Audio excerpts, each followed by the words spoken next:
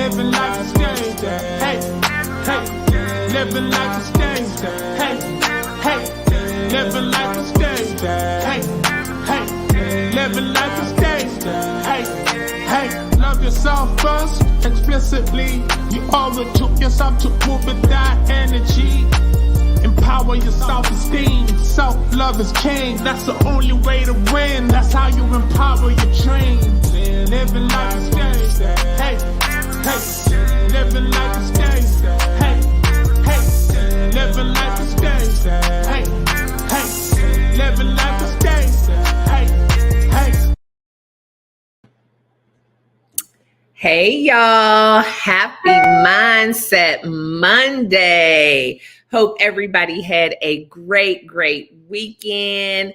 Thank you so much for tuning in. And if you are new to the channel, I'm your girl, Stae Hall. I am a life coach, L.Y.F.E, Love Yourself First Explicitly, a certified soft skills and emotional intelligence coach, as well as a published author, transformational speaker, a mom, and a maymay, and his wife. And his name is Dr. Wallace Hall. Say what's up, man. How's everybody doing? Thank y'all for tuning in. Wow. We have had an awesome weekend. Hope you all did too. Hey, Cece, thank you so much for being here, Cece. Hope everybody had an awesome weekend, but this was our first time since before COVID having 99% of our kids and grandkids under the same roof at the same time. So we were missing one son and one grandmini, and that was it. Hey, J3, thank you for being here. So yes, that was a big deal. Like, it has been years since some of them have seen each other. And so it was so great to see them. So great to see them. And we get to see all of them because we go and visit. And whenever they come here, of course, we're here, but they miss each other. Like, one might be able to come for Christmas, the other one for Thanksgiving, and, you know, different things. So I was in my glory yesterday. I was watching your vlog, didn't get to finish. Y'all was pulled over in the back roads. Oh my gosh. But it was fine. It was fine. Wallace and his defensive driving or whatever. If it was me, y'all would have had to bail me out of jail. They don't never give me a break. They always, yeah. But yeah, we was fine, Cece. We was fine, but I made sure I got it on tape. Hey, Dawn, how are you? Hey. So yeah, I had a great weekend. I was just sitting here just watching all of them. I'm like, I cannot believe everybody is here. And it was just good to get to see them get to see each other. Because like I said, some of them have not seen each other in years. So it was awesome. Did you have fun yesterday? Yeah, I had a great. I mean, it's been two marvelous weekends that we've had. So yeah, shout out J3, CC. Yeah, but it's been like I say, two marvelous weekends. Yesterday was just really, it was just awesome to have everybody here at the house. And like I say, we hadn't had everybody here at the house in a minute. So that was wonderful just to see everybody together and just, you know, just brought back a few memories of when they was growing up. Oh my gosh. So, yeah, it did. It brought back some memories. I mean, and we actually like played games out in the yard, racing with the kids. We did some, what's it called? Cornhole, did some Jenga, did some tic-tac-toe, ate good. We did the whole Cinco de Mayo thing. So I did like a nacho bar. So we had the chips and salsa and guac with steak and chicken and ground beef. And then I made the drink boxes. Y'all need to get up on these little drink boxes. You can get these pouches on Amazon. I got 100 of them for less than $20 with the straws.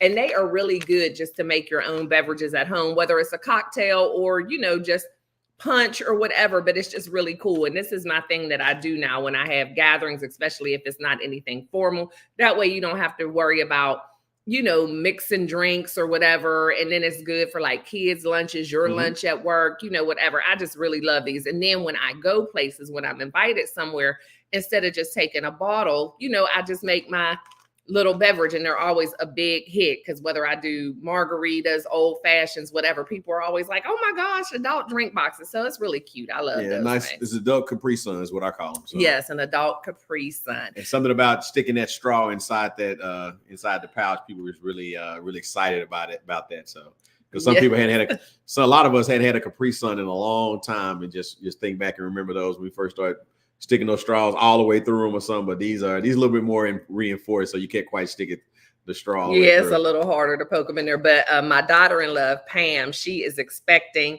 the baby is due in July, and she was feeling some kind of way. So she was like, I want a drink box too, because she couldn't have the margarita. So we had to get her a drink box and fill it with some fruit punch. And then I think she had some cran pineapple juice, but she didn't want to be completely left out. So we had to make her own. And then she wanted to volunteer to put the straw in. Yeah, she likes putting the straws in. Yeah, because she was good. She could get the straws in pretty quick. But yeah, so that's how our weekend went. So it was 2 family-filled weekends. And so with all that being said, that's kind of what made us decide to switch up our topic this week and come on together, because I thought it might be cool to talk about navigating a blended family with grace and love, managing the blended family, because it's something that a lot of people these days have to deal with, but you don't really get a lot of guidance, just like raising kids from scratch. There's no handbook on that, right? Everybody talks about that. And I just think that it's something that Wallace and I really did pretty well off the bat, because again, it was about conversations we had before we were married. Were you going to say something? Yeah, I was gonna say we were kind of fortunate though, because our main 2 were friends already. Our main 2? What does that mean? Kobe and Kylan. They were already friends. Oh yeah, but they ain't our main 2. Well, they were the older 2 that were going to be living here. Well, living together. Yeah, the older ones. Ian being so much younger, he kind of like just fell into play. He was like, he didn't really have a shot, but those 2. Yeah, but it made a difference. And so that's what I was going to say. With Wallace and I, we talked about it ahead of time, because there was going to be some difference in dynamics, right? So Jacoby came home, came from a home with 2 sisters. So he had never had brothers before, let alone a little brother. So like we said, him and my middle son, Kylan, they were already friends. They knew each other before we knew each other.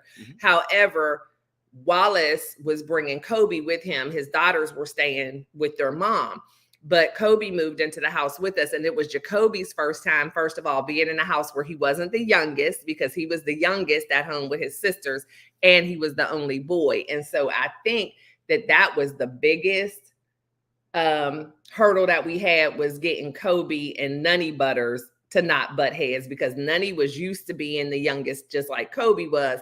And he was spoiled by his brothers, just like Kobe was spoiled by his sisters. Still. And so, yeah, those 2 butted heads the most, even though they were like 6 years apart in age. They still, that competition to be the youngest and to be the one who was in charge. Like the boys who were already friends, they didn't have issues at all, because they were already friends. Hey, Deborah, how are you? And so what Wallace and I kind of decided, oh, hey, brother Fred. Hey, Mara. Thank y'all for tuning in. I appreciate you. Yes. I appreciate you. Y'all know Facebook and YouTube don't always play nice together. So sometimes I don't see the comments and people drop in on Facebook as quick as I do on YouTube. So you can feel free to stay on Facebook, or you can jump over to YouTube. But what we kind of decided was to just kind of let them figure it out.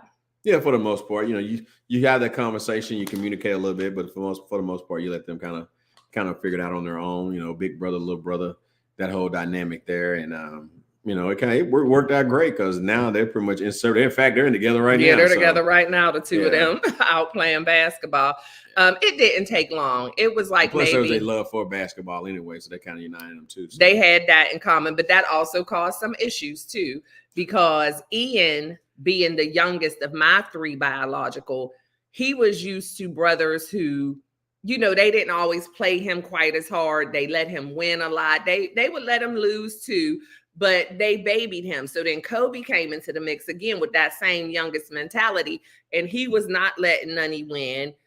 He was, dealing with him just like anybody else. And Nunny, he would let him win, but Nunny want to talk all that trash. That's what I'm going to say. Nunny is a big trash talker, and he also likes to bet all the time. And so it was crazy. He always wanted to bet Kobe and his friends. Yeah, there was one time where he lost all his tennis shoes to one of Jacoby's friends, which was crazy, but he ended up giving them back. But it's crazy.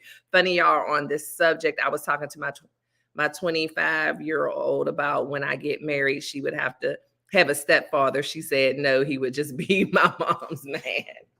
No, and it depends too. And that's another thing. The age depends a lot because the girls were a little older. And so the transition with them wasn't the same because they were with their mom. They never lived in a household with all of us, and they were a little bit older. And so we have our own relationship, but I never had to be like in charge of their discipline. They never had to get acclimated to living in the house. You know, we had the boys and she had the girls.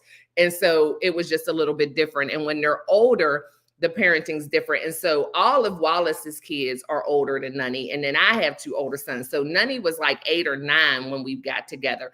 And so he was the only one who was still literally a little kid.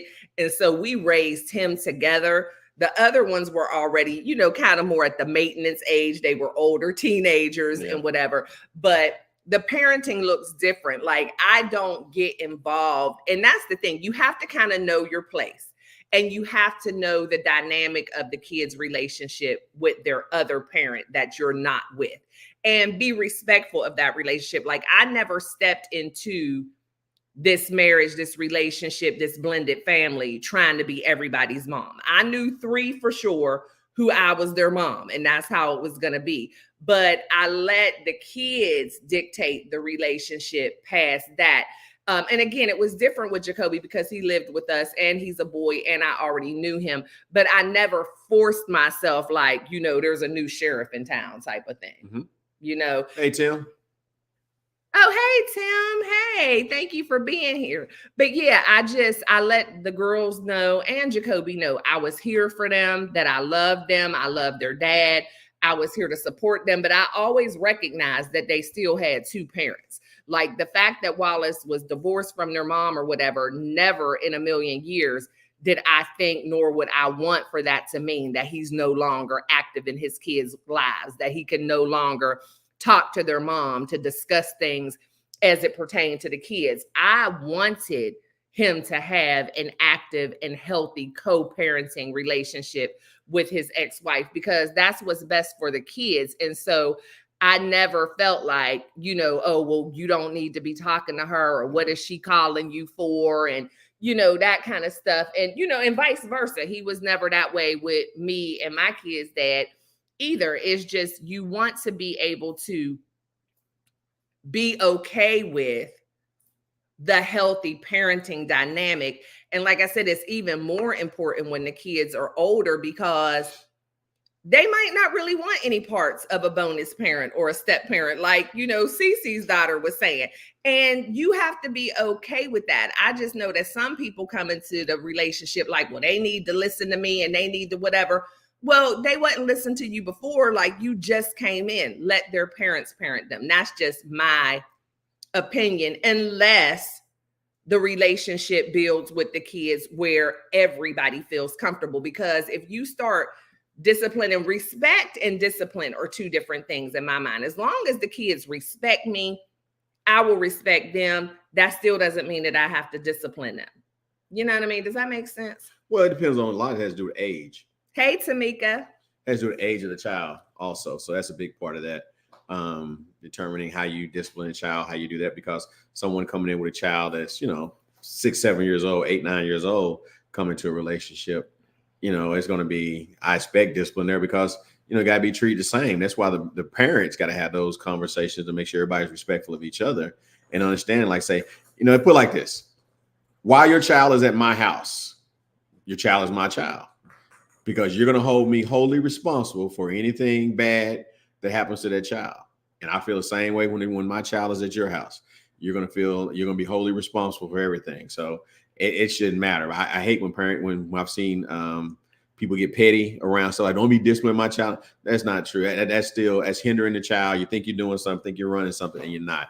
You're not really doing what's best for that child. That child needs to learn respect on both sides and everybody that's in charge of them and looking out for them. And you can't hinder people like that. Right. And you also have to have a certain level of respect for your ex and a certain level of trust, if at all possible. Now, I know some people are divorced because of horrific issues where all trust has been lost and maybe you don't even trust them with your kids. There's always, that situation where it's an exception. But if you divorce based on strictly adult issues, irreconcilable differences, or even if it was because of infidelity or whatever. But if the reason you divorced had nothing to do with the treatment of the children, then you should also be able to trust that that ex, that other partner, that parent still has the best interest of their kids at heart, and be able to trust that whatever decision they make into who they're bringing into the kid's life, that you can trust that person as well based off of the strength of your ex. Like, getting divorced and your relationship falling apart still does not make that person a horrible parent. It doesn't make them somebody who is, like the worst person in the world. You have to be able to separate the romantic relationship between the two of you and the parental relationship between the two of you, as well as the relationship between the children and their other spouse. Because some people just right off the bat, no, you ain't going to have my kids around that person. You ain't going to be having your woman, and automatically whatever woman or man is a trashy person, they a B, they a this, they a that, just because we're angry. But that's not healthy.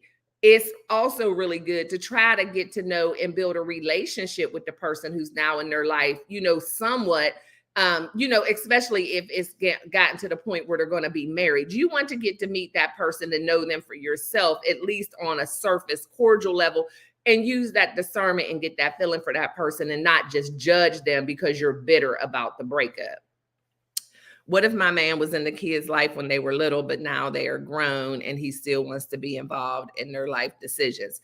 That's them. That's their relationship, do they want him involved in a relationship? Do they respect or they seek him out for counsel or for wisdom, to share knowledge or anything like that? So it's more or less based on their relationships down there, CC. So it's just, kind of how things go. And there's nothing wrong with that, but like I say, it's going to be more or less driven by them. And if he wants it, and they can make that connection, then hey, it's all to the good.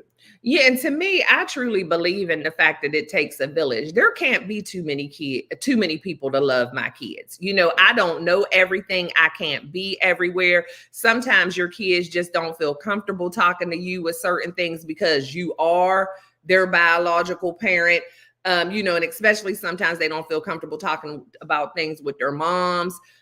So to me, I just believe that it takes a village, and the more people to love on my kids and to look out for my kids and give my kids sound advice, the better I feel, because I know I don't know everything. I know my kids aren't telling me everything. And so that's what I appreciate about not only having Wallace, but having a tribe of people. Like, my kids have several people they can reach out to, whether it is, other family members, they have their aunts, they have their godmother, and I appreciate that. I do. Let's see, what did Tim say? I surely don't trust neither of my two ex-wives. Kids don't even talk to their mother anymore. She abused them so bad when we were separated. And see, and that's what I mean. You have those situations where, like, throw everything we're saying out the window, and you have to do what's best for your kids. But I'm talking about, and I'm so sorry to hear that, Tim, as well. That's a horrible situation. But I'm talking about those people where, you got divorced because you just didn't get along anymore. Or maybe, somebody, there was infidelity or whatever. But when it was not straight up abuse, it's like, you need to get past your stuff, your feelings for that person, and still be able to respect them as a parent. So you been knowing. I'm not even getting into that with y'all. He is not my man. That's a personal side note stuff. Y'all are hilarious.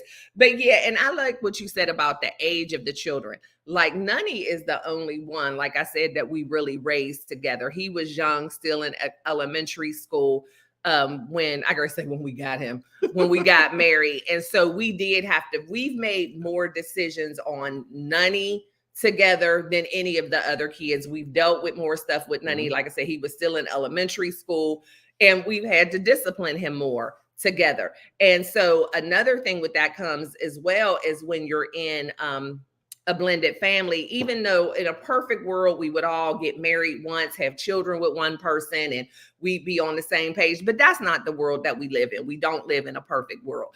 And so one thing that happened with us too is being able to see different parenting styles, because we didn't start parenting together from scratch. So there were certain things, of course, in our past relationships that both people kind of did the same, because we started down this road together. But when you have the unfortunate circumstance to be divorced, it could still be a blessing in disguise, because I learned a lot from him as a parent, and he's learned things from me as a parent. Wallace is more of a strict disciplinarian, where I'm more of an empathetic type of person. Let's talk it out, figure it out. But the mashup works, right? Because sometimes both things are required. But where I learned to be a little more strict, he's learned to be a little softer in certain areas and listen more. And so it's also something, you don't want to pass up that opportunity for growth and learning for your children by just saying, well, I'm just going to deal with my kids and you just deal with your kids, because that is almost impossible when you're living under the same roof. Yeah. Let me see. My oldest and him were not close, but my youngest is cool with him. Yeah. And if they have a good relationship, then I think that that's fine. I really do. I think it's great, actually. Hey, Dennis, how are you? Glad to see you here. My husband was divorced 10 years before we met, and his ex-wife to this day don't like me and never met me. What? Yeah, that's people being petty, my gosh. I don't understand it. I don't understand it. Wallace is very strict, CC. I'm not strict. I'm just to the point. Oh, I wish one of the kids was here. He is very strict, very strict. See, I told you I got so many stories. I could probably write 2 books, and you need to. And I'll help you get it published. He had a daughter and I have a son. They were both young adults when we met. Well, at least they were young adults, because that would really be terrible if they were little kids.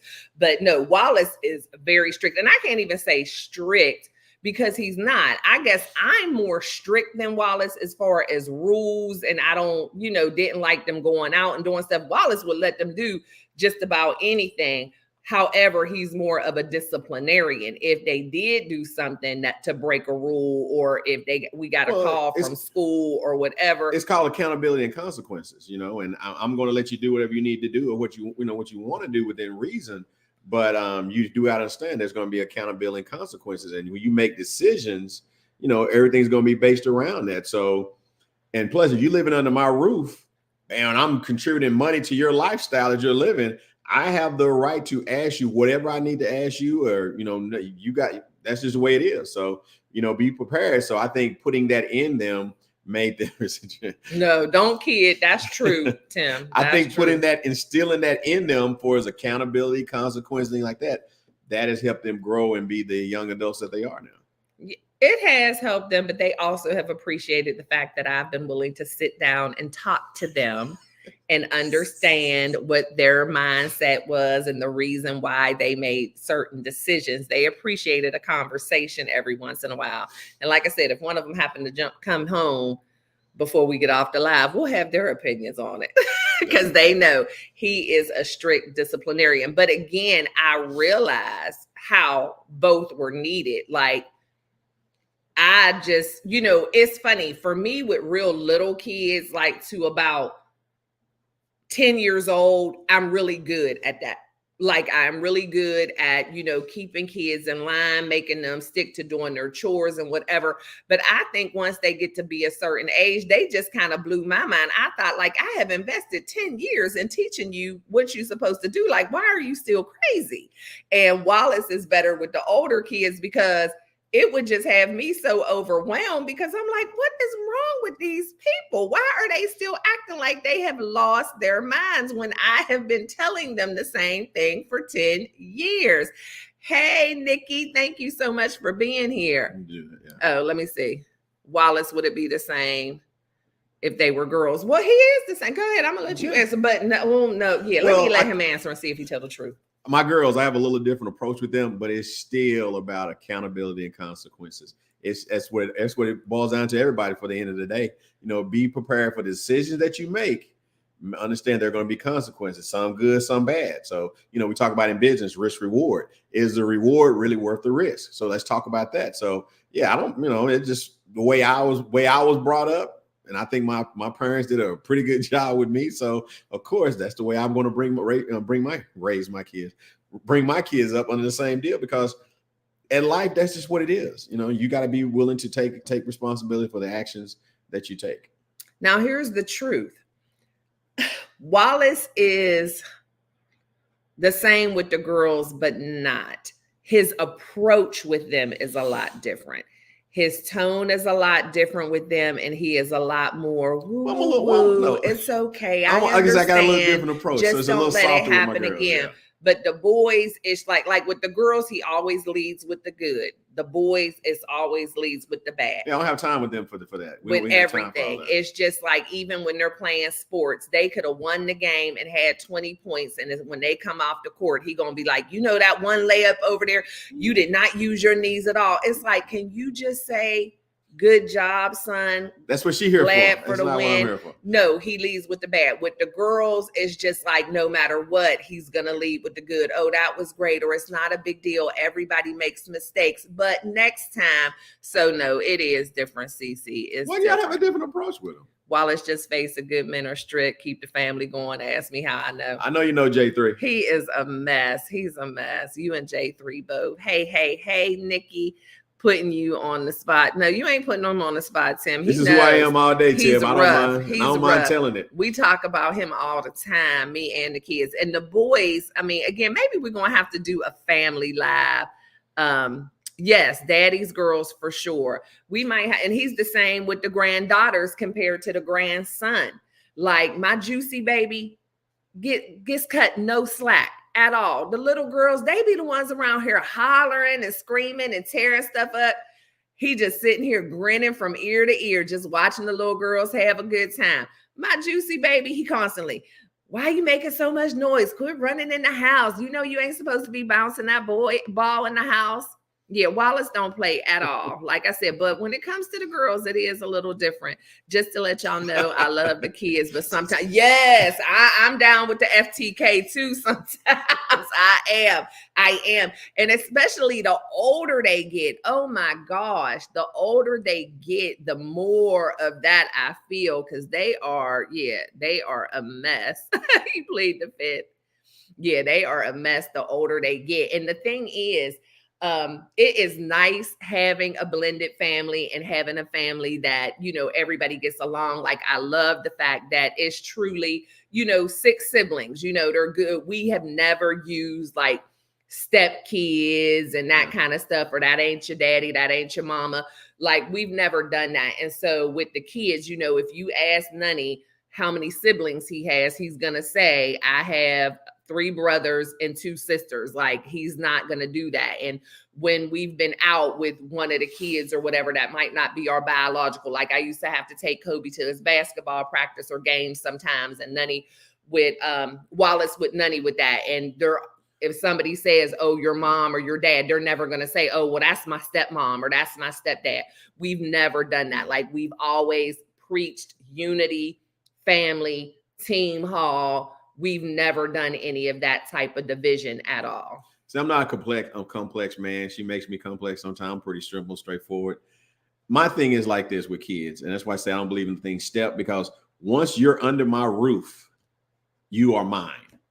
And like I said just earlier, I'm responsible for you. And when I was a youth pastor at church, when kids want to come over my house and something like that, I would tell all the parents, just to let y'all know, when your child comes to my house, you might as well change their last name to Hall, because while they're at my house, they're going to be treated just like my kids. They're not, no difference, no nothing. Trust me, they get out of line. I'm probably 9 times out of 10, I'm not going to call you. I'm just going to go handle it. And then when I turn them back over to you, I will tell you what happened. So that's just how I am. And I probably had 50, 60 kids come through my house. Never had one parent not send their kid over there. Most parents like, take them. Mm-hmm. Yeah, and then tell them, you better act right. Pastor Hall ain't gonna play that. So, like I said, I never had a parent tell me, no, don't diss my child. Even when I was coaching basketball, I coached AAU basketball for 17 years. I had parents in the very beginning telling me I was too soft on their kids. Treat them like they're yours. Treat them like you're yours. And I started doing that and never had anybody else say anything not to, because I just believe in treating them like they're mine. So of course, when you're living under my roof and now we're together because of marriage and this relationship here, you're mine. So what's step about it? Nothing. The only steps around here are the steps on the front porch to help get us up to where we're trying to go or get us to upstairs, Yeah. And that's something, like I said, but I talk about the conversations all the time. And I think this is a conversation that some people might not even think about when you're dating, but it's definitely both CC. Oh, no, that's okay. We had an organization for 17 years. We coached both. We were with Texas Express, then Texas Express, Team Titans, and also the Rough Riders. Yeah, he loves basketball. All ages. All the boys play basketball. My grandson is not too interested in basketball, but he's only 8, so you'll never know. He plays soccer now. Yeah, soccer's his thing. But he's not too interested. But all the boys are kind of upset that he's not showing an interest in basketball yet. But I'm like, he's still young. But they all have been playing since they were 5. So they feel like he's late to the party, but it's just not his thing yet. But what I was going to say is this is another one of those conversations that I think people maybe don't even really think about during dating, or maybe they're hesitant to bring it up. But you want to have those conversations about what your role as a bonus parent looks like to you, or what type of relationship do you plan on having with my child? What is discipline for you? What does discipline look like? Because there's some people who believe in the timeout. There's some people who still believe in corporal punishment. There's some people who just believe in taking things away. There's some people who do a combo. We combo folks over here. But some people are dead set against other things. And so that makes a difference. And again, the younger the children, the more important it is to have those conversations. But also when you're seasoned people like us, when you have a blended family, you also have to think about when grandchildren come into play, because that was a huge difference for us as well. Once there start being grandchildren, now there's several different grandparents into play. And now we're all in these kids' lives from day one. And, so those are the kind of things too, with a blended family, it never stops. Like the family is going to continue to grow, and you don't want to miss out on having certain conversations and things falling apart early on that will then make you end up having to miss out possibly on your grandchildren because those bonds with the parents weren't made, and miss out on, being involved in all of that. And so with us, we had things already in place, and I already had relationships, because it's only Wallace's biological children that have kids right now. And so I love the fact that I already had the relationships with their parents. I was already had my place in the family, that when the grandchildren came, there was no doubt that I was going to be in those kids' lives, and I was going to be keeping those kids and loving on those kids. And those kids were going to look at me as just another grandparent. I'm not Papa's wife. I'm May. And they know that, and they don't know any different. Like they don't know where May came from and why I got this grandma here, whatever. It doesn't matter to them. They just have grandparents. But if you don't set that foundation in the beginning, you can miss out on that. And it's just such a blessing to be able to have the family as one unit, and not, I'm going over here to do this with my kids and grandkids, and you're going over here. Like, we welcome everybody, and including the parents. Like their mom is more than welcome to come here and participate in us with stuff with the kids and all that stuff, and, do different things together. Everything doesn't have to be separated.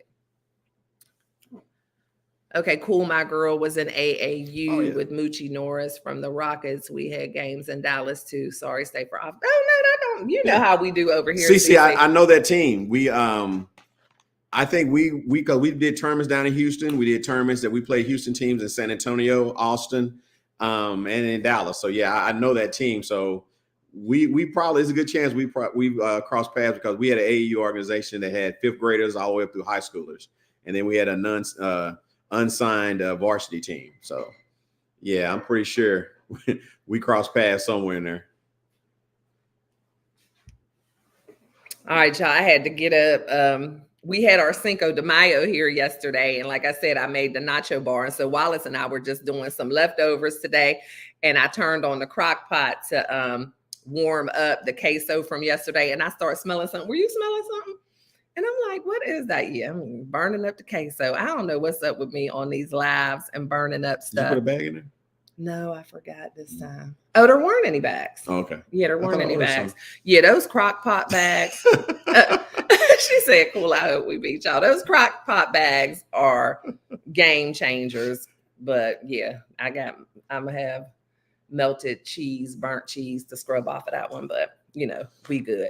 But yeah, those conversations are really important. And the other thing is making sure that when you do have the blended family, having those family meetings. That's something that, of course, we rarely ever do, if at all now. But when we had the boys in the house, they had to acclimate to each other and living together. And like Nunny had to give up his room when Jacoby moved in because Nunny was younger. Jacoby was older. I felt like he needed the bigger room, more privacy. My other son had an equivalent room. Him and Jacoby were the same age. And I didn't want Jacoby to feel unwelcomed here. I didn't want him to feel like he wasn't being treated fairly. So I felt like he needed to have the same amount of room and space as the other teenager in the house. Because I think they were like 15 when we got married. And so I figured, yeah, Nunny, you're the youngest one. And if your oldest brother was still living in the house, you wouldn't have never had that room. But he was already, gone on his own. But Nunny had a big problem with that. His thing was, Jacoby's moving and now I'm getting put out of my room and whatever. But we would have family meetings to discuss stuff like this. This is about being fair, and we're going to be fair to everybody. Because Wallace, when he divorced, he moved into an apartment. I lived in a house when we were together. I was leasing a house at the time. And it only made sense for us to move into my house, or my leased house, it wasn't mine, until we built our home together. So Wallace and Jacoby left the apartment and moved into the house. But I was not going to make them feel like guests. I didn't want Jacoby to feel like a guest. I didn't want him to feel like it was anything temporary. So we sat them down and had meetings about things like that. Like, these are going to be the changes. Nunny still had his little attitude and would still make comments to Jacoby. I got kicked out of my room because of you, or whatever. And we just let them work it out. And whenever that would happen, I would always correct him. But hey, Wellness, how are you? Hey, Crooked Peach, thank y'all for being here. But we always made sure that we would include them when we were making decisions. We would hear them out, and we would make sure that we were explaining things, because things were going to be done a little bit differently now that we were blended. Some rules might be a little bit different because we had to adopt some of Wallace and Jacoby's ways of doing things, and then they had to adopt some of our ways of doing things. But everything that we did, we had to make sure that everybody was aware that it was for everybody's own good. And it's not that anybody's, because I didn't want to correct Jacoby on a certain thing or give him a certain rule and him feel like I was just treating him differently, when that's what I was doing with my kids anyway. But he might feel differently because that's not what his dad normally did. So it was really important to us to present a united front as the parents and the adults to the house to all three kids. So y'all would know that even though you still have your biological mom, your biological dad out there, we're the parents of the household. But another great thing too was having the buy-in from those other parents as well, saying, hey, we all on the same page. Yeah, that kind of alludes to a little, kind of show you a little bit how, I think we shared this story before about Sharita, how we would ask kids, when they were going places, I'll just ask them where they're going. They just tell me, and then they roll out. Stae's the one that want to go outside and meet who's driving and all of that kind of stuff. And what time you going, what time you coming back, what time you're supposed to be there, and all of that. So yeah, that was a difference in style. Yeah, I mean, a lot of things were different with us, but we were able to, like I said, mash it up, and then having that united front, because that was another thing too. There was no calling the other parent, like Nunny being able to call his biological dad and complain about Wallace. Like, that was where we took it even a step further, because his dad is going to say, well, if that's what Mr. Wallace said, then that's what you need to do. Nobody is going to disrespect the household, because we all had that, even though we might not be the best of friends, just that mutual respect and trust for one another. Because what you also have to remember is that same kid is going to be at your house sometimes too, and you're not going to want to deal with that mess either. So It was that, nobody can be calling the other parents behind your back. We all are going to communicate. Everybody's saying the same thing, because another thing that can happen is when you have these blended families and these kids have these other parents that they can go to outside of the house. If you don't make it clear to them that you're all on the same page, those kids can manipulate the heck out of that situation. They will. And so it's really important, even as parents, to have those conversations, because those kids will manipulate, they will lie, they will say, well, this parent said I could do this, or they said I couldn't do that, or they already know about this, or they don't know about that. And it will have you in turmoil all the time. And so it's just best to make the relationships work. Yeah, we're definitely not about chaos around here. No, not at all. I remember when I moved in with my dad and stepmom at 18, I was given the couch and a closet for my suitcase, while my 6-year-old stepsister had her own room, queen size bed. Wasn't a good environment. No, yeah, I hate that, CC. And we were going to make sure that we didn't do that. The older kids usually have the bigger, they usually have more. And what we always explain to the younger kids too, even when I just had my 3, your time is coming. Eventually, like there was a time where Nunny was the only kid here for a couple of years. So he had the whole upstairs to himself. So your time is coming, but I definitely believe that, the older kids just need more space. They need more privacy. And I also think that it's a way, I believe that the kids need to respect each other as well. Like there is a certain hierarchy in that. It's like, listen to your older brother. I always would teach my younger sons that, listen to the one above you, because that same trust. I raised this child a certain way. I trust their judgment. They've already been that age before. You listen to your brother. You pay attention to your brother, because I feel like respect is across the board. We all need to respect each other. And I always would, just talk about that. Your time is coming. When you get to be that age, then you'll have certain things and certain privileges, but it's not always going to be an equal playing field, because age and maturity plays a difference. I had to share a room with my stepmom's dad. Wow, that's a lot. That is a lot. Now, I can't imagine that was a comfortable situation at all, Peach. Wow. Yeah, my stepbrother had a huge room, and me and my brother and sister was in a little closet-sized room. See, no, we wasn't doing that at all. And that's the kind of thing that can cause undue animosity. Yeah. It's the kind of thing that can pit the children against each other. Without even being intentional about that, and realizing that affects how they blame the kids for decisions that the parents made. I'm just curious if, just asking, do any of y'all have relationships with your siblings, your step siblings or anything like that still? How are those relationships?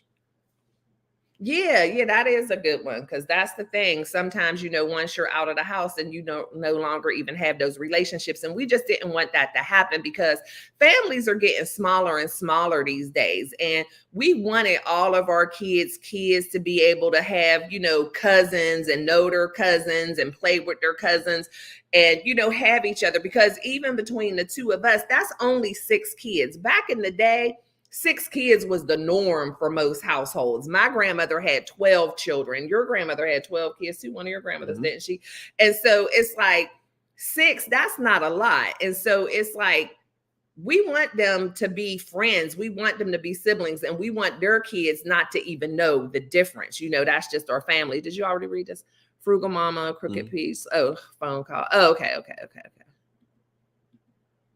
No, I tried, but we just didn't. Wow, that's unfortunate. That's unfortunate. And that's why I think it's the parents' role. The parents have to be one. The parents have to be the ones to steer those relationships. That's just kind of the way that has to go.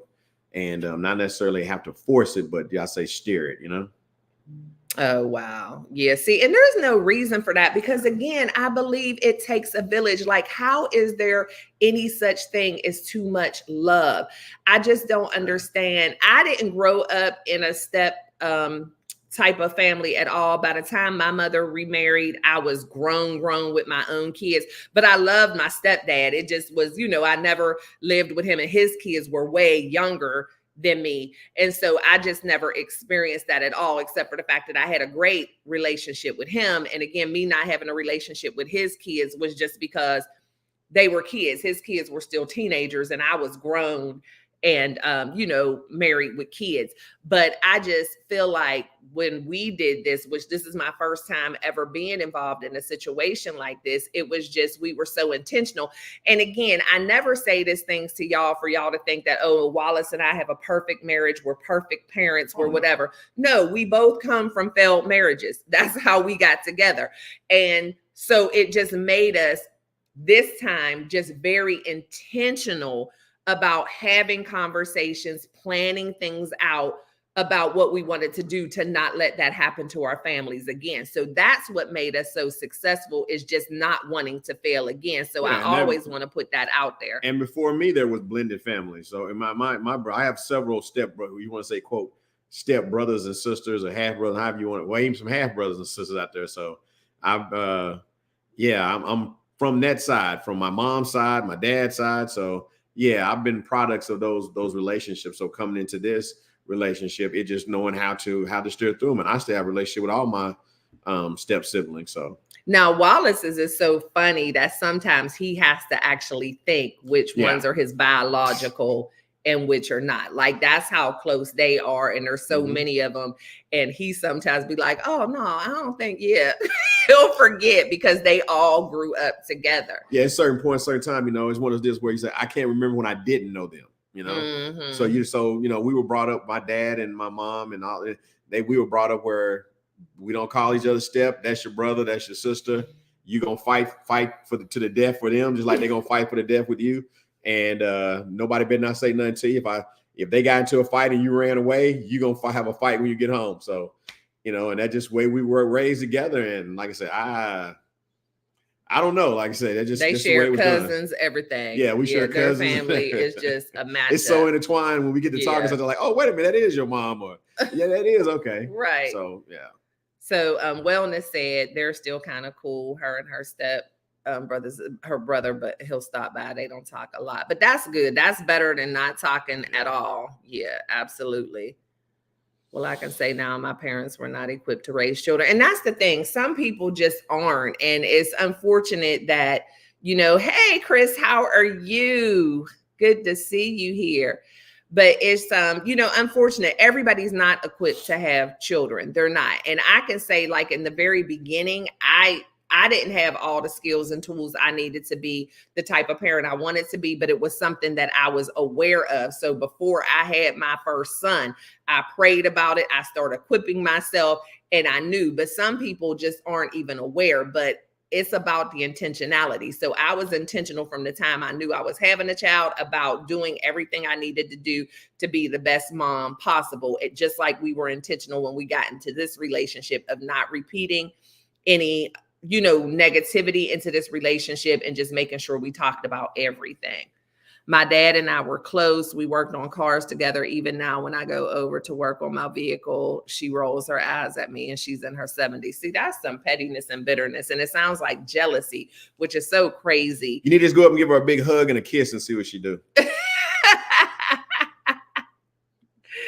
Oh my goodness, been divorced for 14 years, but my stepdaughter is my daughter. We are very close. See, that's the kind of stuff I love to hear. That's what I love to hear. Finding ways to work through it. And we've talked about that before. Like, we know that if anything were to happen between the two of us, we would still have relationships with the other kids and the grandkids, just as much as, if one of us were to pass away, that doesn't mean that we're going to lose that whole part of the family. It's like we're a family. And that's what just blessed my heart so much yesterday, that even though they're all grown and the grandkids and everything, just seeing how they are still very much a family. Yeah.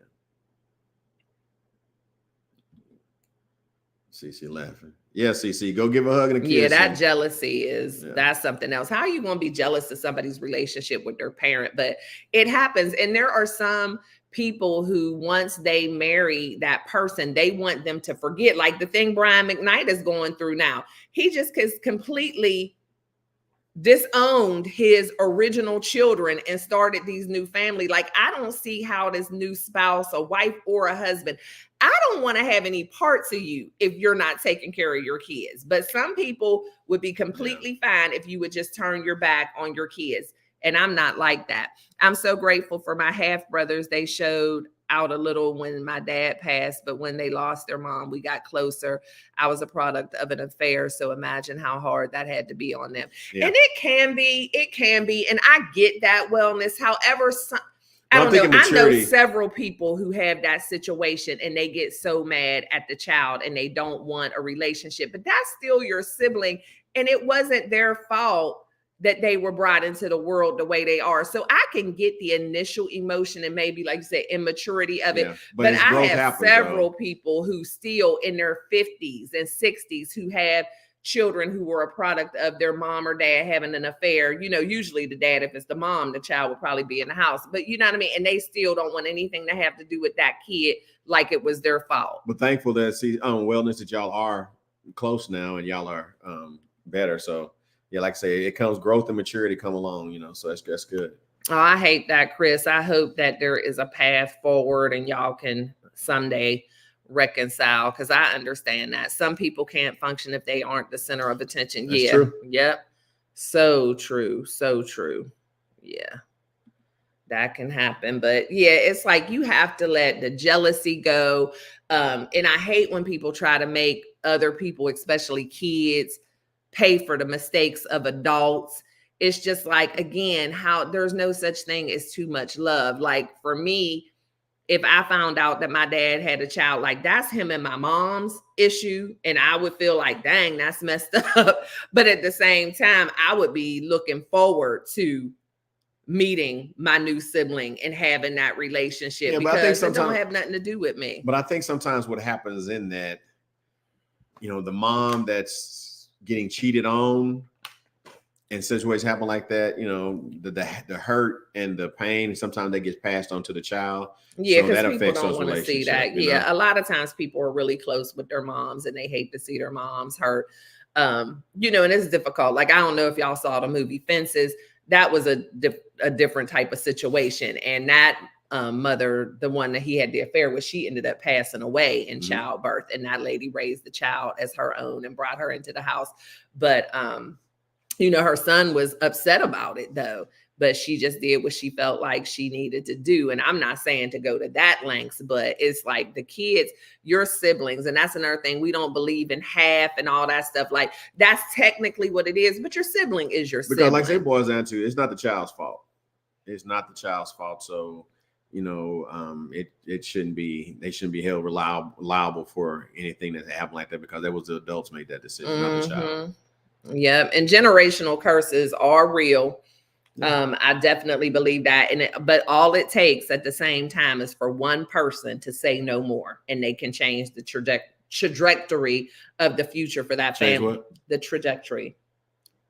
Really? But they can change the trajectory of the family moving forward. And it does. It just takes one person. And sometimes people are a little resistant. They don't even want to believe that, you know, you've had those cycles, you know, even if you don't believe in a curse or whatever, it's the generational cycles, whatever it is, perpetuating the same mistakes over and over again. However you want to look at it. I know, right? I'm trying to show that I read a book or two, but it ain't coming out too good. And of course, you got somebody who always gonna call you out on it. Couldn't let me make it. But it just changes one person. And sometimes there's some resistance in the beginning because people don't even want to admit that there's a problem. But you have to teach by example and just start doing things differently and moving in a different way.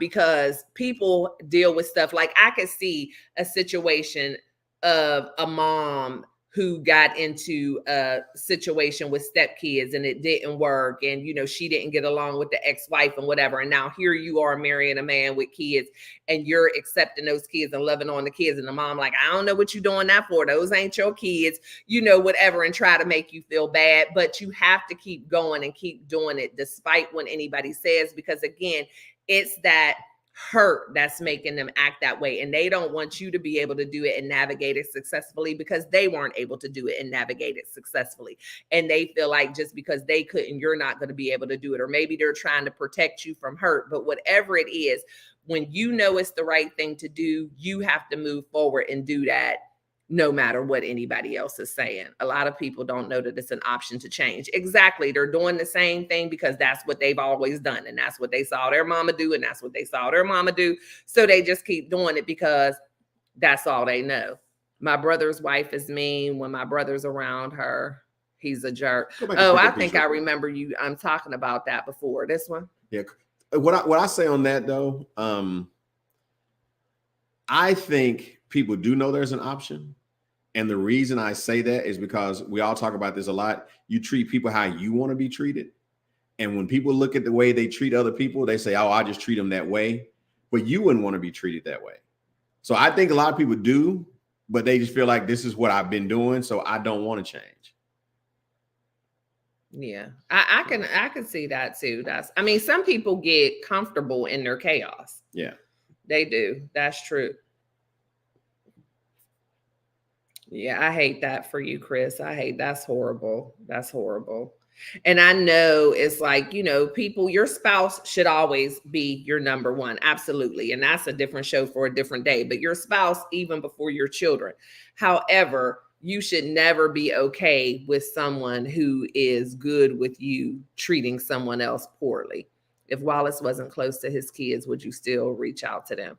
I wouldn't reach out to Wallace if he wasn't close to his kids, you know what I mean? Unless there was like a reason that I understood. But if he wasn't close to his kids just by his choice, I wouldn't be okay with that, because I do believe that the relationship, the onus is on the parent, because you brought that child into this world. Now, if you're in a situation like mine, which I've shared a little bit with y'all, and my oldest son won't allow me to reach out to him. He ignores me, whatever. And so I had to get to a point where, for my own sanity, I had to just let that go and put it in God's hands and just, pray and hope for the best.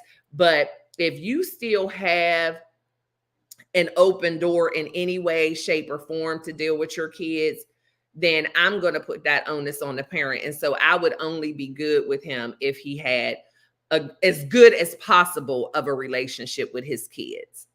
And if anything ever happened between him and his kids, then I would feel it would be my place to try to help and navigate that reconciliation as best as I could, and which he has tried to do for me in my situation. Wallace has reached out to my son before. And so, like I said, there's not a hard and fast rule to anything. There's always those, things that are a little bit different. But for the most part, yeah, I believe it's on the parent. Mean, angry people or frightened people. Yep, that is true. That is so true. Yeah, like they say, some of those cliches that sound corny are true. Hurt people hurt people. However, something that I've learned on my life's journey and in my research and studies to become a life coach is that we also can't just let people off the hook because they're hurt, because we all have resources that are available to us, especially in this day and age, to be able to do something different, whether it's going into counseling, whether it's, getting more involved in your spiritual life. So just because you're someone who's hurt and may have dealt with, trauma in your life, you can't just hang your hat on that and say, well, this happened to me, so now I have a right to behave poorly. No, this happened to you, and it's really unfortunate that this happened to you. But if you really want to do better, there are things that you can do to make a difference in your life, and nothing should just resort to, because this happened to me, I'm going to be mean and hateful to other people. I definitely see how trauma can cause people to be bitter and could cause people to be spiteful and mean, but there's also a way out. You can make a change. You can make a difference. And so there was a point in time in my life where I would just kind of give people a pass when I knew they had been through things, but I don't do that anymore. Like, I will introduce them to certain resources. I will try to have conversations with them to try to work through whatever's going on. But if you're not trying to grasp that, if you don't want to participate in any type of healing, then I can no longer give you a pass. The thing is, and this is what I one of the things I say it quite a bit, and I'll probably continue to say it. When do you stop being a victim? When do you get tired of being a victim? Mm-hmm. When do you move on from that victim mentality to being a victor mentality where, that happened then, that was what it was. Thank you. But now I have to do better. I have to be better. But some people love being in that, they talk about being in their misery or misery loves company or whatnot. But some people love being in that. But you have to be at a point sometimes to say, you know what? I'm tired of being a victim. I'm tired of every time something happens. Oh, this happened to me. This happened to me. When do you move on from that? Mm-hmm. And some people do become like professional victims where that's their badge of honor. Like they feel like because this happened to me and I survived this, then I have a right to do whatever I want to do because I'm a strong person and I had to endure this and I don't have it in me to be, kind. All of that, I've heard people say that, love and kindness has been stripped from them but there's always a way. You just have to be willing to do it. And it's a process and it can take time. Bitterness is real. I understand how certain situations and circumstances can make someone feel bitter. That's a real thing, but you have to be aware of it and willing to want to do something different. But again, some people just wear it as a badge of honor and just believe that because their life didn't go the way they wanted it to, and because they were treated in ways that aren't fair, then their redemption is now by being mean and hateful to other people. And that's not cool. Like they say, people who bleed on somebody who wasn't even the one to cut them. It's like, you take it out, because so many times that happens as well, that the people who caused you trauma, the people who are mean to you, the people who mistreat you, you either have never addressed that, you've never tried to do anything with them. Sometimes they're still in your life. There's people, who are still in relationship with, live with, married to, whatever, the people who are treating them the worst. But instead of dealing with that relationship and that situation, they just take it out on everybody else because that's where they feel safer. When you give someone a hateful past, however, it is devaluing yourself. Exactly. Yeah, that's my opinion as well. Because we weren't put on this earth to be mistreated and abused by anybody. And people don't deserve passes. I can't say this enough either. No matter what place they hold in your life, a title, somebody's birth order, the fact that maybe they gave birth to you, you still don't deserve that. And we need to stop giving people passes just because, oh, well, that's my mom or that's my brother. No, you deserve to be treated with respect. You deserve kindness. You deserve empathy. You were not put on this earth to be misused and abused by anyone. Hey, Tori. Yeah, like you're talking about Peach. You gotta place value on yourself. If I'm this is just me. If you if you feel like you're trying to tear me down or something like that, I cut you off. I just won't even deal with you. And sometimes we gotta do family like that. I have a couple cousins who I kind of grew up with in certain deals, but they got to a time where like, okay, you want something that I'm not going to give you. I'm not going to sit here and let you just use me. So guess what? We just won't have a relationship. And that's where you got to be sometimes. Don't be afraid to cut somebody off because they're not helping you. They're not growing you. They're not doing anything for you. We talk about iron sharpens iron. I think too many times us as iron folks, we deal with too many sheetrock folk. If I was playing dominoes, I'd say something else. But we deal with too many people that are sheetrock in our lives. And iron sharpens iron. So you need to be more around people that are iron. And one thing too, a lot of times when we continue to accept that bad behavior from people, we're just enabling them to continue that bad behavior. Yeah. Sometimes, and I know I've mentioned this in other lives when we've been talking about trauma and toxic relationships, the best thing you can do for both people is to separate, because maybe them missing your presence will be enough for them to second. But if you keep taking it, then they have no incentive to really change, because they're still able to have the relationship with you and treat you poorly. So why would they change? Sheetrock, yeah, he always talk about, iron don't need to be hanging around sheetrock people. It'll do you no good. Iron like I say, eagles don't need to hang around chickens, Right, yeah. Eagles soar, chickens just kind of hop. They hop. What is it called? The chickens do. People need to kind of hop. That's it. Yeah, and I'm to that point. And like I said, it was a lot of trial and error for me, I guess, for lack of a better phrase.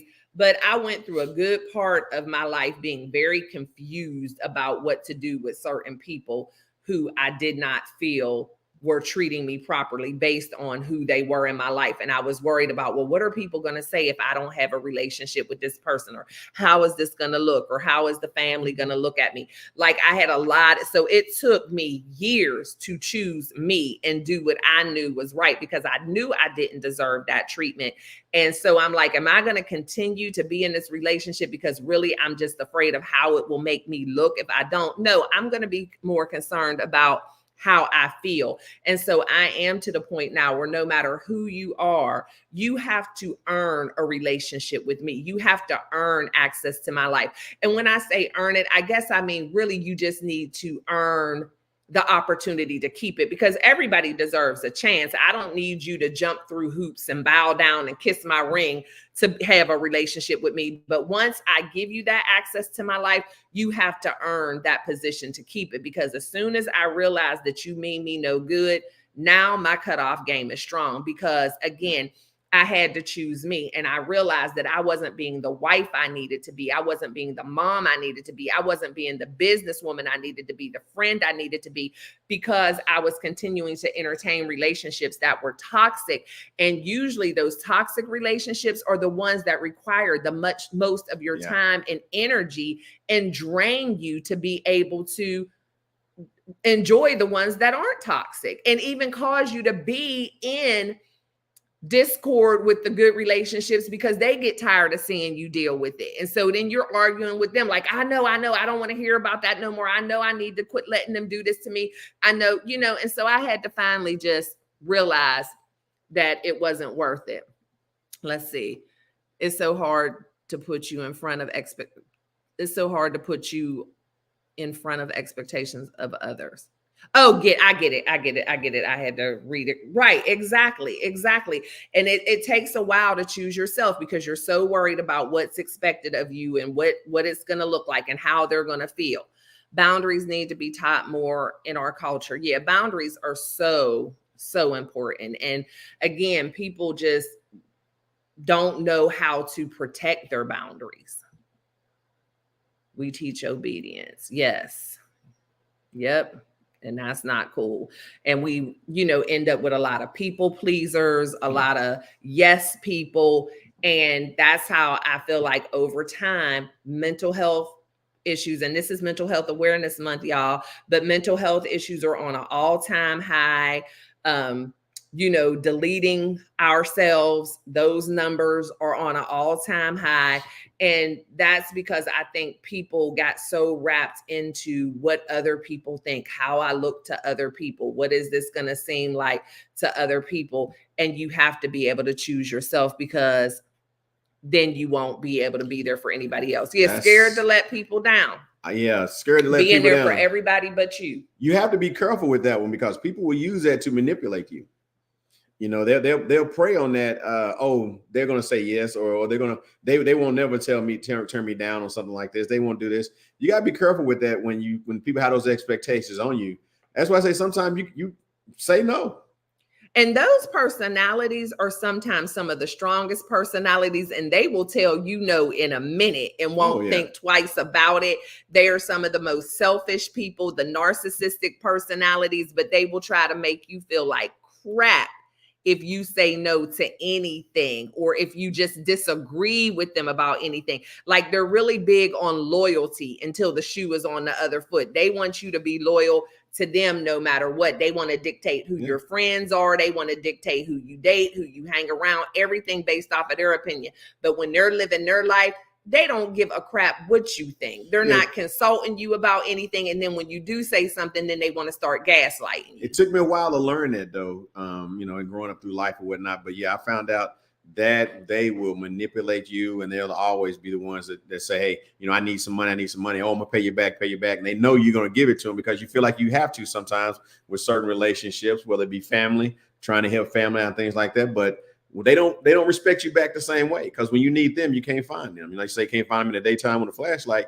They will disappear on you. So that's when you get to a point, you say, you know what, this is not going the way it's supposed to go. So I don't need to be dealing with this. And it's like, so don't be afraid to say no. No, I'm sorry, I can't do that. I could be sitting on my couch, just enjoying my time. It's my time. And this is going to say, no, I'm good. I'm busy. I'm tied up right now. but it's my time, so I choose to do what I want to. Yeah, don't be afraid to say no. Yeah, and don't feel like you have to give a reason. She said, me here present, guilty people pleaser. Well, I hope you're working on no longer being a people pleaser. And sometimes, again, we get accustomed to our own bad behavior. So you have to be intentional about it. Narcissists will drain you of your mental well-being. And I was just going to say, Cece, am going to do a whole other show on a narcissistic personality, because there are things that you probably, wouldn't even realize that are the telltale signs of a narcissistic personality. And narcissistic people, they have very short memories, because they'll be the first ones to ask you to do this and that for them and want you to do everything. But then as soon as you say no, they'll be the first ones to say nobody ever does anything for them. Nobody helps them. So yeah, I am. Unfortunately, I have a lot of experience with that. So I can definitely do a show on that, and just the things to look out for, because narcissistic people are very cunning. And before you know it, you in this toxic web. Hey, how are you, Kelly? Thank you so much for being here. Thank you. Oh, you want that show too? I will. I know a lot about that. So maybe next Mindset Monday. Yes, ma'am. I've weeded them out and made my safe place home. Yeah, you have to take care of yourself. And the thing is, there are those people out there who deserve our time, our attention, our talents. And when we're letting these people who don't deserve it wear us out, then we're not any good for the people who do deserve it. I need to email you. Please do, CC. It's in the description box. So anytime. I'm looking forward to it. Yeah, that's a great topic. Well, we're going to talk about it next week, y'all. Why I had a friend say that after I let her live in my house for over a year. See, that's what I'm saying. Don't be quick. Oh, you've never done anything for me. Nobody ever does anything for me. It's like, really? I don't have enough fingers and toes to count how many times. Well, some people love playing that victim. So yeah, because they use that to their advantage. Yep. And they will make up stuff. They will straight up lie about stuff and anything to, make you look bad as soon as you cross them. And cross them could be just as simple as just saying, no, I can't do that. Or just as simple as saying, no, I don't agree with you. And then it's like all HE double hockey sticks breaks out, because you only serve a purpose in their life. You're not valued. But I will save that for another show, because we done went down a whole rabbit hole. We started with blended families, but y'all know when you talking to me, I'm always going to end up talking about it's really about what you guys might want to talk about. Mental health, yes. And every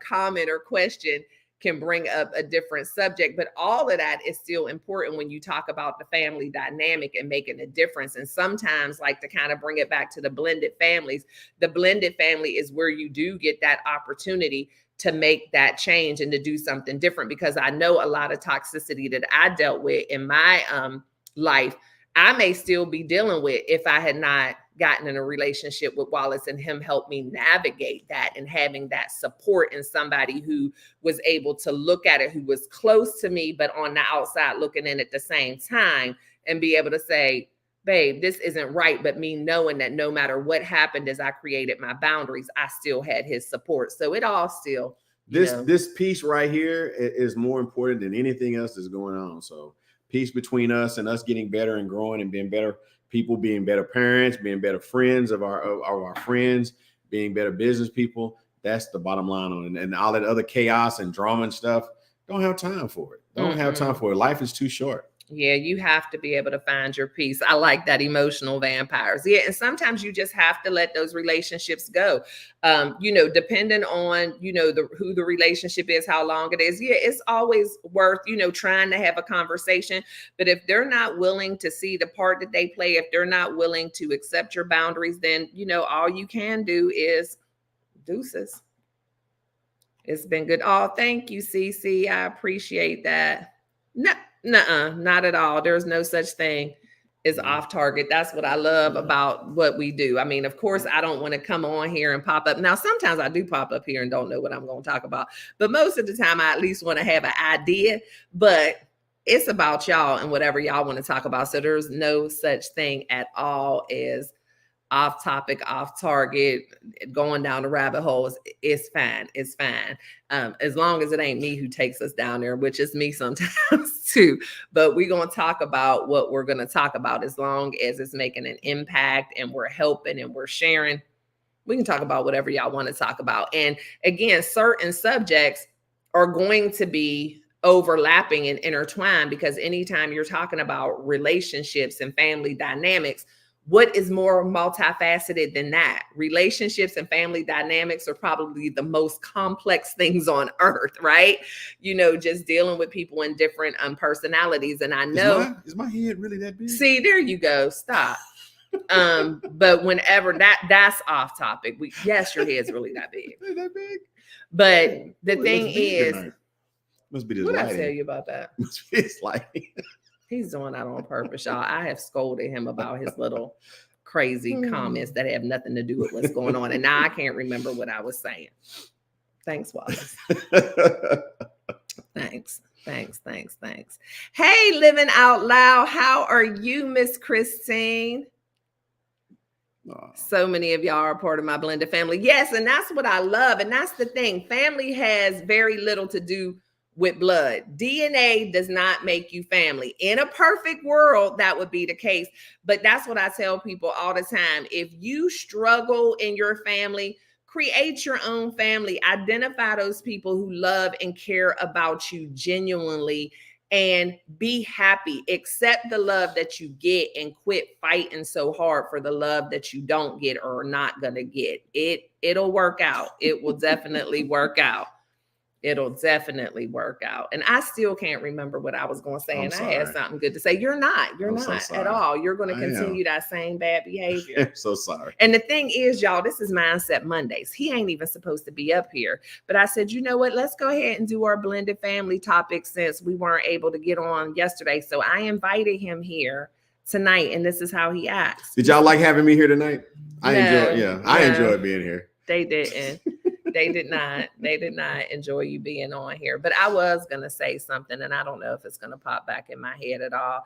But I don't know. Just more of the same. Just create your boundaries and don't be worried about other people's feelings more than yours. That's the thing, too. If you know that you have not intentionally sought out to hurt anybody and whatever, you do not. Cece's always co-signing for you. That's my friend. Switzerland. And Crooked Peach just said yes. I'm just gonna say yes. Whatever. Well, he won't be back. But I enjoy y'all so much. This is always so much fun. I love the dynamic that we have, and everybody feels free to share and, add to the conversation. I forgot to put the link in look, we got a couple of more minutes. I'm gonna put the link in here just in case y'all need to remind me of that. Yes, Cece, I saw it pop up. I'm gonna look as soon as we get off. I saw it pop up. But y'all need to remind me to put this link in here, because I be running my mouth and forget all about it. So please charge it to my head and not my heart, and don't ever think that y'all aren't welcomed up here, because I love seeing your faces on the screen and you sharing your input. Again, it's just the fact that I'm a talker, and this is what I do for a living. So it's just easy for me to get up here and talk and talk and talk. But don't ever think it's because I don't want you up here. So if you have something to say, just say, hey, Stae, where's the link? And I will stop immediately and put the link in there. Thank you, Peach. I appreciate you. And y'all make it amazing. And so also know too that my email address is always going to be in the description box. So if there's something in particular that you want to talk about, or something you want me to research to do an episode about, I'm open to that. Because there may be something that we need to chat about that I didn't even think about. So always feel free to give me your suggestions, your comments, whatever. And then I always want y'all to remember that I'm available for one-on-one coaching. And so if you would like to get just, a whole 6-week session going, we can do that. Or if you just want one session, just don't ever hesitate to reach out to me, off of the podcast and all of that, because I definitely want us to be able to serve you all in any way that you need. And sometimes you have questions and situations that you don't want to necessarily discuss in front of everybody. And I respect that 100%, but don't ever think that you cannot reach out to me. We can set up a Zoom call and some sessions or whatever, because that's what I'm here for. And that's what I do. And that's my passion, is just to be able to help people be able to live in excellence and show up at their highest self each and every day. Oh, thank you so much. I appreciate y'all. Did you have anything else, Wallace? Just want to deal with the love seat a little bit. Okay, the love seat. He has the questions. Well, my daughter-in-law is calling me, so while you look for that, let me answer her question. All right, now that I have y'all to myself. No, just kidding. Hope you guys have enjoyed tonight. Like we said before, it's both. The hallway is mainly about us helping couples and things like that. Just be awesome, being the best they can be. We want to help encourage people to be the best partners they can be, the best parents they can be, just the best life, and live the best life you can. That's what it's all about. And like I say, we enjoy this getting on. We enjoy talking to everyone. Let me see. Can we come up with little questions here? Be nice when she comes back. Let me see here what we have. Yeah. Hey, let me call you back. Like, are you out now looking? Oh, okay. Well, I'm gonna call you back. All right. I am all set now. I just need my partner to run back here real quick. All right, I'll call you back. Okay, you ready? Yeah, I'm ready. When you're expecting daughter-in-law calls, you gonna answer the phone, because usually she be on the live. So since she called, I was like, no, but she all right. She want to talk about dresses for the baby shower. Okay. I told her I'll call her back. All right, go ahead. What was your first impression of me? Oh gosh, my first impression of you. My first impression of him was that he was very square and nice, but not very stylish. Oh, what? I felt like his clothes was all too big. Well, she met me during the big suit era.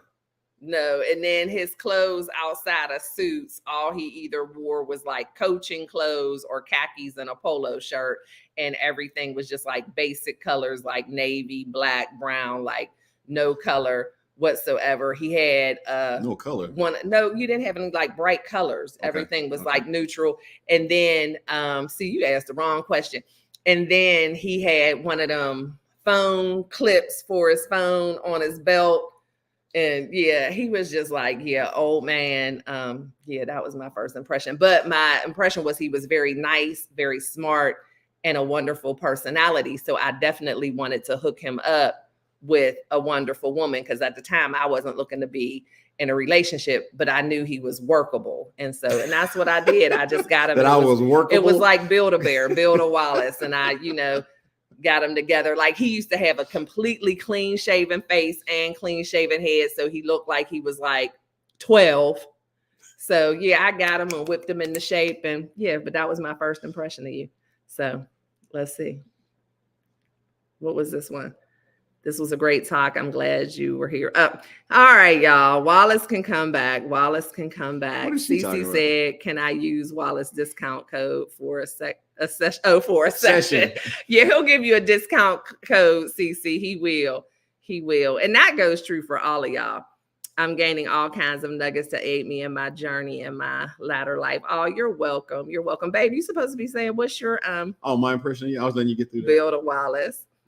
My first impression, you hear someone who's very, very confident and put together. That was one of the things that most attracted me to you was your confidence.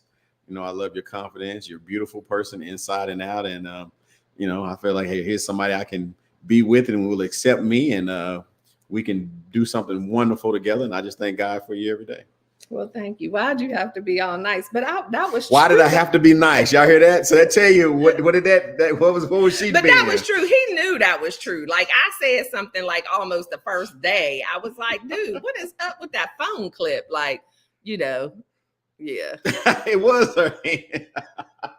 Yeah, right. See? My hands, right. Right. That was her most attractive feature. See? Yeah, my hands.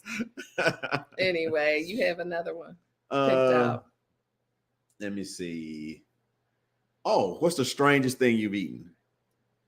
Oh, those bugs we ate when we were in Puerto Vallarta. I think that's the strangest thing because I ate crickets, ants. What else? I don't know. But yeah, the bugs we ate in Puerto Vallarta. Okay. What's the strangest thing you ever ate? I guess it'd be those what they call Rocky Mountain oysters. Oh, what? Isn't that like bull? Yeah. Mm-hmm. Yeah, well, I ate bugs, you ate balls. You don't have to phrase it like that, but yeah. Oh my gosh, that's crazy. No. Mm-hmm. Oh my goodness, right? Why would you do that? Just checking them out, seeing what they were. Bull, yuck, yes. Oh, that is horrible. That is horrible. I can't believe you got on the World Wide Web and admitted that. No, yeah, I just ate some bugs, y'all. So, yes, Peach said gross, Wallace. Ugh. Why would you do that? Oh, my goodness. Oh, my goodness. They were interesting. Let's put it that way. They were interesting. Never do it again, but they were interesting. We have a question from the daughter-in-law. What was your favorite thing to do in Hawaii? Well, of course, spend time with you. Spend time with you and yes. And your crazy husband. Right. Y'all say hello to my daughter-in-law. But besides spending time with you, my favorite thing was, I think, the hikes and walking, and seeing all the scenery. I absolutely love that. Like any walking through Hawaii and enjoying everything. What about yours? Yeah, the hikes, the scenery, food's amazing. Like, so just my advice for anybody that's traveling to Hawaii or anything like that, you got to get away from Honolulu and the tourist areas. You have to get up around where the locals go. We were fortunate to be on the North Shore and just eating what the locals eat and being there. And the food was unbelievable. And traveling, seeing the sights. You have to rent a Jeep and take the top off and just ride down the coast. Hawaii. It's like the island itself. It connects with you. Let's put it that way. And we just felt the connection. We had thought about still thinking about possibly buying some property there, but it's hard to live there just dealing with the time difference.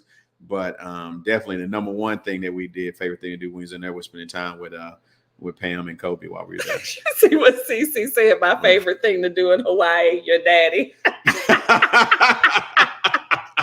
That is horrible. Cece is crazy. Oh, Lord, the bottom just dropped out over here. Living out loud, these stories are loud, right? Oh, my goodness. Cece is crazy. Sorry, I got distracted. Oh, my goodness. Y'all are crazy. Do you have any more questions? No, I'm good. No, I'm good. Tonight? I'm good. Cece going to get us cut off anyway, so I'm good. I love it. Well, tonight has been a wonderful, wonderful conversation. I'm so glad that Pam joined us on the tail end, but y'all know I got to jump off of here so I can call her back so we can discuss this wardrobe, because we are getting ready for a shower, y'all. And of course, count down to it. Yeah, I'm so excited. But I appreciate y'all for tuning in. Much love. Yes, I will be back on Thursday for some knowledge. So we're gonna learn something on Thursday, and I'm definitely gonna try to catch y'all in the morning with Miss T. Y'all, I had 4 meetings today back to back. I think I was on Miss T's live for all of 5 minutes at the very end. But no complaints. We gotta have these meetings and do what we gotta do in order to keep this business thrusting and thriving. Mm-hmm. But I have been doing something before I get off to let all you gardeners know, and I don't even know if this is a thing, but I have a lot of fresh fruit. So I've been saving my seeds from my watermelon and my plums, and I'm just going to try to plant them somewhere just to see if the seeds out of the actual fruit will turn into anything. I don't know. So I've just been saving that because I have not I've never planted anything from a seed before since I was in elementary school. So even the times when I've tried to grow things in recent years, it's always been from the plants that have already started. So I just decided to do that. So I'm going to see. Y'all have inspired me to try to grow something. This country boy says, yes, you can do that. Yeah, well, and that's the thing too. And he is very country, and he does our landscaping and plants, our flowers and all that stuff. But I just got fed up with trying to do fruits and vegetables. So I haven't tried that in a long time. And also, is this week National Nurses Week, the whole week, or is it the month? National Nurses Week, I think. Because this is Mental Health Month. Right. Shout out to our daughter, Miss Brianna. Yes. National Nurses Week, I do believe. So we will make sure. Yeah, she is. If you have a nurse in your family, or a friend of someone's a nurse, I would say just post them on Facebook. Just shout out to them, and thank God for our nurses. Oh, join the Texas team. Okay, I'll join the Texas team. I don't know if you want me on your team, but I'll join. Awesome live. Thank you so much, Deborah. Just do it. Say, I am. Don't make me come after you and Wallace. What we doing? What we doing, J3? Yes, okay, good. Must be talking about seeds. Seeds are on Thursday. Good evening. Yes. Well, thank y'all so much. I appreciate and love each and every one of you. And y'all know the drill. Always be kind and always love one another. But don't forget to live your life. L-Y-F-E. Love yourself first explicitly. And we will see y'all in the next one. Bye. Oh, she has a daughter that's a nurse too. Okay, let me see. I'm coming for everyone in Texas. Oh, with the watermelons. Great topic. Have a great night. All right, thank you, and happy Nurses Week to your daughter as well. We coming for you, J3. I'm planting them seeds. On. All right, good night, y'all. Living like a stranger. Hey, living like a stranger. Hey, living like a stranger. Hey, living like a stranger. Hey, love yourself first, explicitly. You owe it to yourself to move with that energy. Empower your self-esteem. Self-love is king. That's the only way to win. That's how you empower your dreams. Living like a stranger. Hey.